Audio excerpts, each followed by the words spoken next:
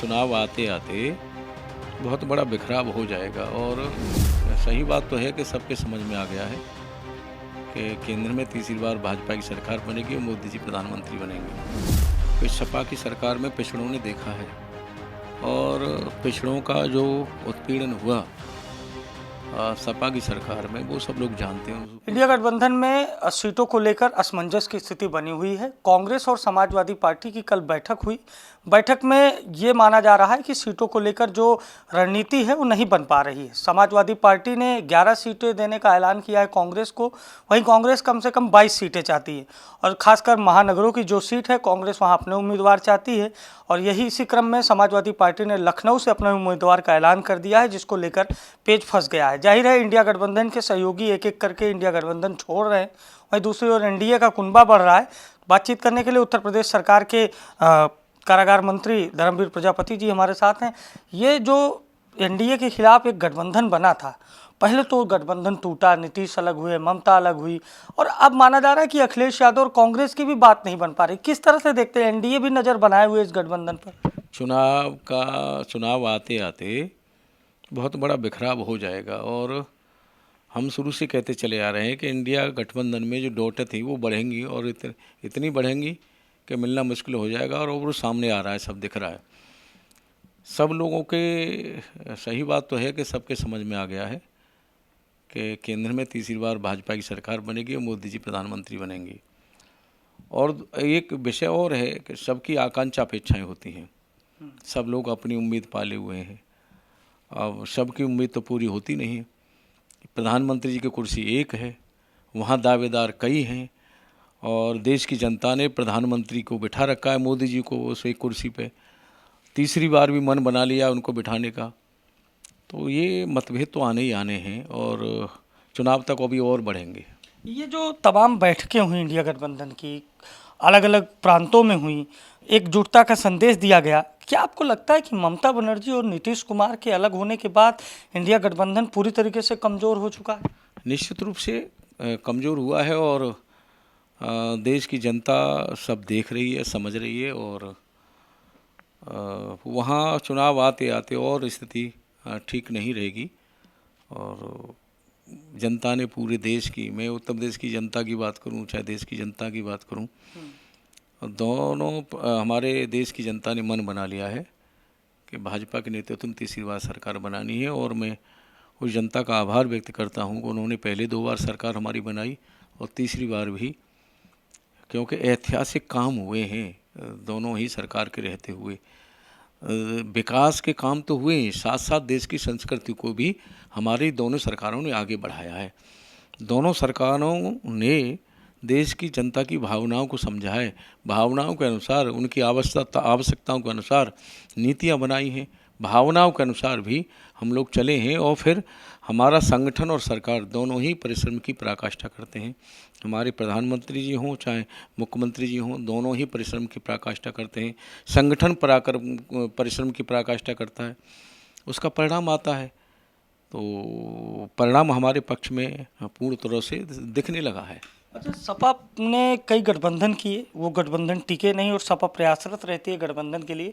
लेकिन आखिर आप लोग इतने दिनों से राजनीति में सक्रिय, इतने वर्षों से आपने संगठन में भी राजनीति की, अब मंत्री पद भी है आपके पास, क्या लगता है सपा के साथ क्यों बात नहीं बन पाती है? क्या राजनीतिक महत्वाकांक्षा आड़े आती है? क्या वजह है कि अब कांग्रेस और सपा की बात नहीं बन पा रही? जहाँ कांग्रेस की सीटें थी, खासकर फर्रुखाबाद जैसी सीट, धौरहरा सीट, जहाँ कांग्रेस का मजबूत दावा, वहाँ सपा ने उम्मीदवार उतार दी, क्यों बात नहीं बन पाती? कुछ अगर आप लोग इस पे कहना चाहें।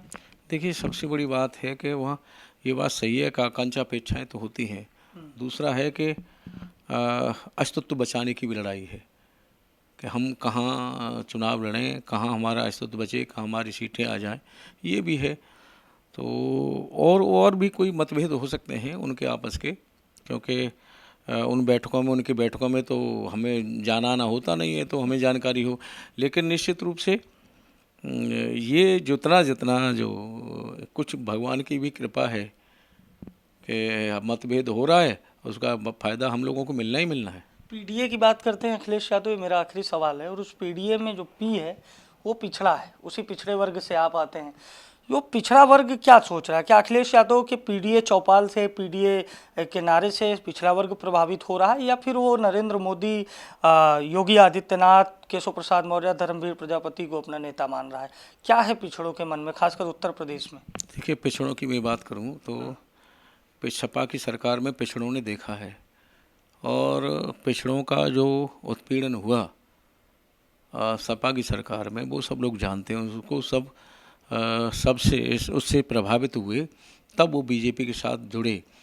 दूसरा, इतना अंतर है कि सपा के राष्ट्रीय अध्यक्ष जी के द्वारा सपा विधानसभा में किस तरह से व्यवहार बातचीत हमारे डिप्टी सीएम के साथ शब्दों का प्रयोग हुआ, वो सब ने देखा, देश की जनता ने देखा।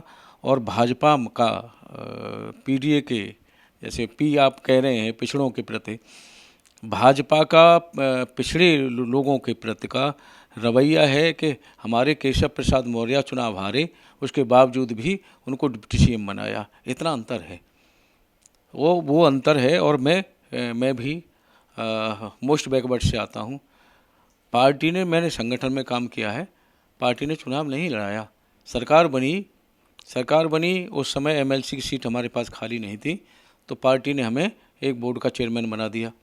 जैसे ही एमएलसी की सीट खाली हुई, पार्टी ने एमएलसी बना दिया। मंत्रिमंडल का विस्तार हुआ, पार्टी ने मंत्रिमंडल का विस्तार में मंत्रिमंडल में शामिल कर दिया। 2022 में सरकार बनाई देश की जनता ने, प्रदेश की जनता ने, उसमें हमें फिर से दोबारा मंत्री बना दिया और स्वतंत्र प्रभार का बना दिया, 2 विभाग दे दिए। इतना अंतर है। ये काफ़ी है लोकसभा चुनाव फतेह करने के लिए? देखिए, ये तो 2 प्रमाण दिए हैं मैंने।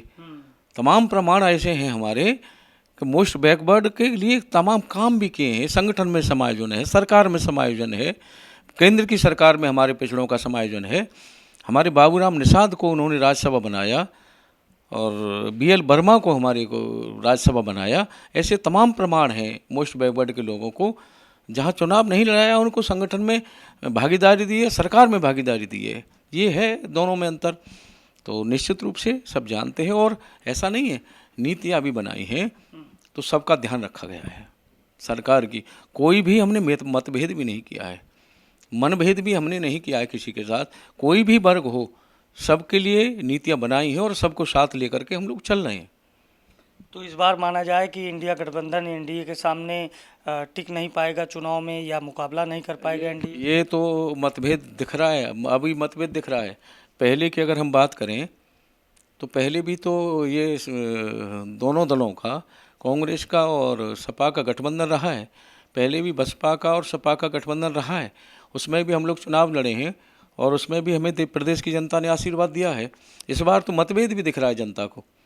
तो ये निश्चित रूप से बड़े बहुमत के साथ केंद्र में सरकार बनेगी।